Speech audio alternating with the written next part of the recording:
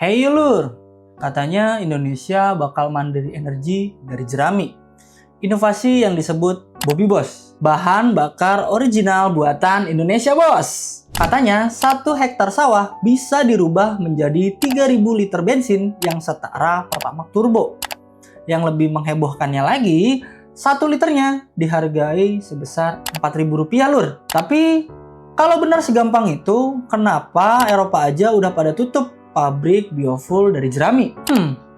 Ada yang janggal nggak nih sebenarnya ya? Karena itu, Bobby Boss justru lebih banyak diperdebatkan daripada diuji. Apakah Bobby Boss ini inovasi dari masa depan? Atau sekedar mimpi yang dibungkus dengan sains? Di sini bakal kita bahas fakta Bobby Boss dari segi sains, segi ekonomis jika diproduksi dalam skala besar, dan kenapa Bobby Boss masih harus diuji. Yuk kita bahas di Rudet. Rudik Update insya Allah nggak bikin nambah mumet.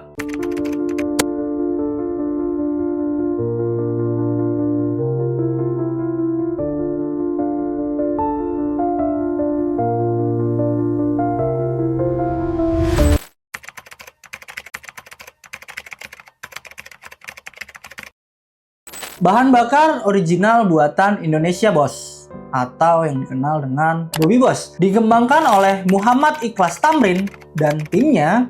Bobby Boss dikembangkan dengan konsep biofuel, yakni bahan bakar nabati yang dihasilkan dari sumber daya alam, yaitu jerami. Limbah pertanian yang saat ini kurang dimanfaatkan, yang biasanya cuma dibakar-bakar doang sama petani nih, sekarang dirubah menjadi bahan dasar utama pembuatan Bobby Boss melalui proses teknologi fermentasi dan pemurnian tertentu. Jerami diubah menjadi cairan bahan bakar beroktan tinggi. Bobby Boss ini sendiri resmi di-launching pada tanggal 2 November 2025 Lur. Tapi Bobby Boss ini masih belum bisa dibeli secara bebas oleh masyarakat Lur. Produk Bobby Boss ini dikembangkan di Kecamatan Jonggol, Kabupaten Bogor. Foundernya yang bernama Ikhlas ini telah meneliti energi alternatif ini sejak 2007. Bersama tim-timnya tentunya. Foundernya juga menyebut bahwa ide ini lahir dari keyakinan bahwa Indonesia mampu berdiri di atas kemampuan sendiri, terutama dengan memanfaatkan kekayaan alam dan pengetahuan lokal. Founder Bobby Boss juga menjelaskan bahwa Bobby Boss ini terinspirasi dari ayat Al-Quran Lur, tepatnya surat Yasin ayat 80. Ayat tersebut membahas tentang kekuasaan Allah yang mampu menyalakan api dari kayu hijau yang awalnya tampak tak memiliki potensi apapun. Wah, makin menarik juga nih Bobby Boss. Selain ramah lingkungan dan dapat mengurangi limbah pertanian, ternyata filosofi Bobby Boss memiliki landasan spiritual juga ya Lur. Tapi apa aja sih klaim dari Bobby Boss? Kenapa klaim ini bisa menjadi perbincangan di kalayak warganet, bahkan para ahli?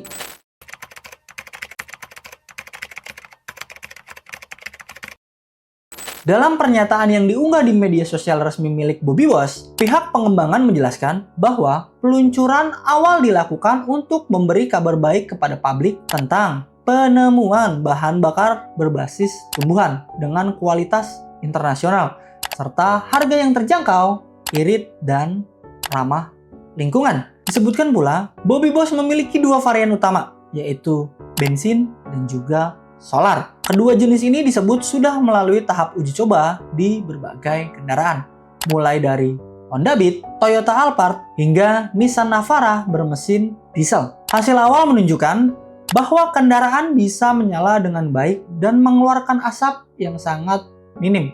Salah satu keunggulan utama dari Bobby Boss adalah harganya yang sangat terjangkau, sehingga founder dari Bobby Boss ini mengklaim harga Bobby Boss hanya sepertiga dari BBM milik Pertamina dengan kualitas sekelas RON 98. Berarti kalau kita kira-kira harganya tuh sekitar 4.000 sampai 5.000 rupiah per liter Lur.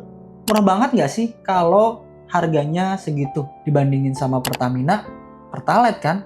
Apalagi Pertalite itu termasuk bensin yang disubsidi oleh pemerintah kan? Gak cuma itu, hasil pembakarannya juga jauh lebih bersih dan tanpa bau khas dari bahan bakar fosil. Foundernya juga menjelaskan nih bahwa pengembangan Bobby Boss dilakukan melalui riset intensif selama 5 tahun dengan lebih dari 100 kali percobaan. Hasilnya menunjukkan bahwa bahan bakar ini mampu menghasilkan emisi mendekati nol. Yang artinya nih lur, gas buang yang dihasilkan diklaim jauh lebih rendah dibandingkan bahan bakar fosil. Sehingga lebih ramah lingkungan dan berpotensi menekan polusi udara. Ya seperti yang kita tahu ya, di kota-kota besar di Indonesia, polusi itu sangat menjadi problematik kan. Tim Bobby Boss juga bilang, 1 hektar jerami bisa menghasilkan sampai 3.000 liter bahan bakar Bobby Boss. Bahkan, katanya kualitasnya itu setara RON 98 kan, alias mirip dengan Pertamax Turbo. Kalau klaim ini benar ya, 1 tumpuk jerami dari 1 petak sawah udah bisa ngisi full tank ribuan motor tuh. Tapi tunggu dulu lur, dari sisi sains, angka itu terdengar berlebihan nggak sih? Yuk kita bahas dari segi sains.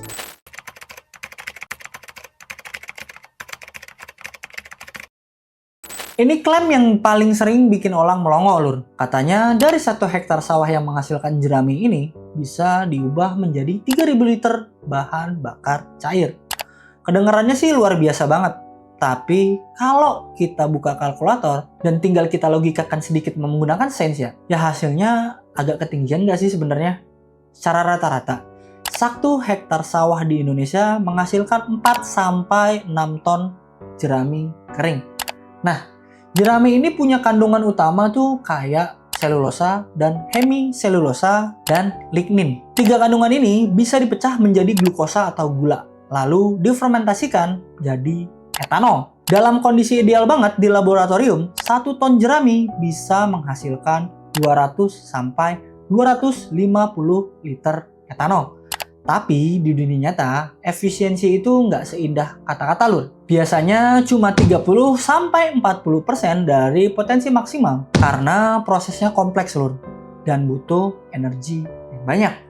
Artinya, klaim 3.000 liter per hektar itu masih 3 kali sampai 4 kali lipat lebih tinggi dari kemungkinan realistis menurut data sains yang sekarang. Mungkin bisa tercapai di skala lab kecil ya, tapi belum terbukti dalam skala produksi yang besar tentunya. Nah, ini juga nih yang bikin bingung orang awam. RON atau Research Octane Number itu ukuran ketahanan bahan bakar terhadap detonasi. Makin tinggi RON-nya, makin bagus untuk performa mesin. Faktanya, etanol memang punya angka oktan yang tinggi, sekitar 108 sampai 113. Jadi, kalau yang dimaksud setara RON 98 itu cuma dari sisi oktan, bisa dibilang klaim ini nggak salah. Tapi faktanya nih, 1 liter etanol punya energi lebih rendah dibandingkan 1 liter bensin, yaitu sekitar 70% dari energi per liter bensin. Perhitungan energinya jadi gini lur. Bensin memiliki 32 megajoule per liter. Sementara etanol dan bioetanol sama aja ya, memiliki 21 megajoule per liternya. Jadi, kalau kamu nih isi tangki full mobil kamu dengan bioetanol, tenaga mesin bisa saja turun dan jarak tempuhnya tentunya lebih pendek dibandingkan menggunakan bensin. Kalau RON-nya bisa tinggi sih memang iya ya. Tapi kalau dibilang setara performa bensin Pertamax Turbo, ya belum tentu juga iya kan? Nah, bagian yang paling mungkin benar, tapi tetap ada catatannya nih. Kalau jerami diolah, berarti nggak ada nih bakar-bakaran yang terjadi di sawah. Biasanya ini kan menghasilkan polusi CO2 dan partikel polusi yang besar kan? Jadi sisi lingkungan ini jelas lebih baik. Tapi proses pengolahannya sendiri kan tentunya butuh energi kan. Kalau energinya sendiri diambil dari tenaga listrik yang masih berbasis batu bara, ya efek ramah lingkungannya bisa saja berkurang kan lur? Ya mungkin kesimpulannya jadi gini lur. Ramah lingkungan iya, asalkan proses produksinya juga pakai energi yang bersih. Di atas kertas memang terlihat lebih murah karena bahan bakunya limbah jerami yang melimpah dan gratis. Tapi masalahnya bukan ada di bahan baku, melainkan proses pengolahannya. Untuk ubah jerami ke bahan bakar cair, dibutuhkan pemanasan tingkat tinggi, zat kimia atau enzim untuk memecah serat, proses fermentasi, lalu destilasi dan pemurnian. Semuanya butuh energi, alat khusus, dan juga waktu. Jadi masih mungkin sebenarnya Bobby Boss bisa tembus di angka 12.000 per liter, lebih bahkan ya. Kalau tanpa subsidi dan efisiensi tinggi, Bobby Boss ini masih kalah ekonomis dari bensin biasa tentunya. Makanya ide ini sebenarnya bukan hal baru di dunia lur. Yuk kita bahas.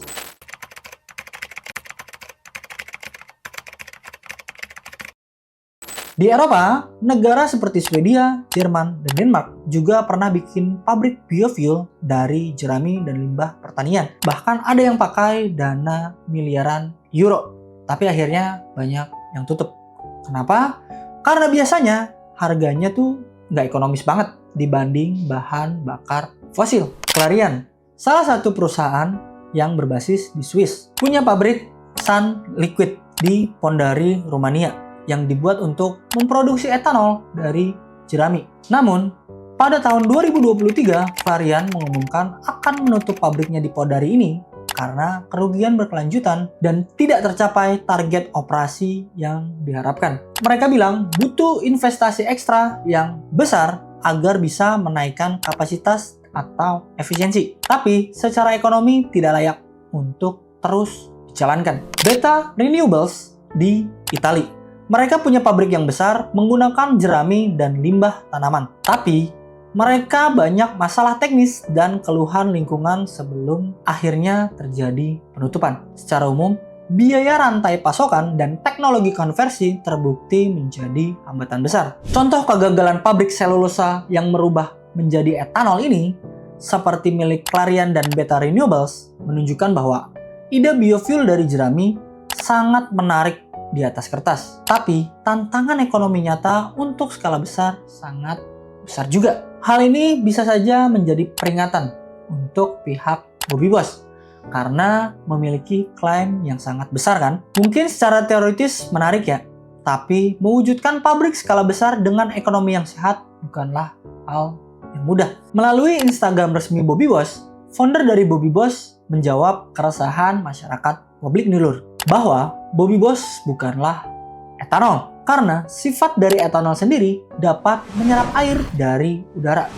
Dan seperti yang kita ketahui ya, bahwa di Indonesia memiliki iklim yang lembab kan. Itu tentunya mengkhawatirkan bagi mesin berkendaraan khusus seperti mesin kendaraan yang masih memakai karburator. Bahkan mesin kendaraan injeksi pun bisa saja terkena dampaknya. Sebelumnya juga kita ketahui kan, masyarakat khawatir karena BBM di Indonesia dicampur dengan 10% etanol. Sementara itu, founder Bobby Boss mengatakan bahwa teknologinya tuh berbeda. Dan yang paling penting adalah Bobby Boss telah lulus uji emisi di Lemigas.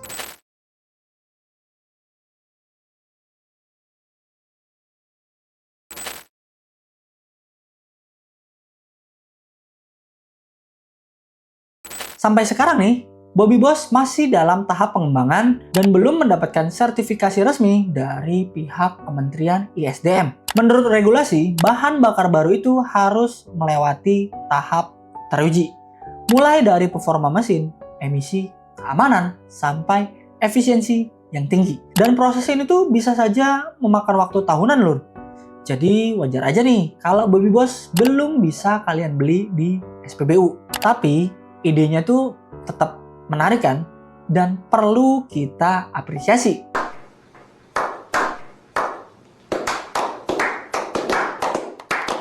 Ya, tentunya kita nantikan saja ya.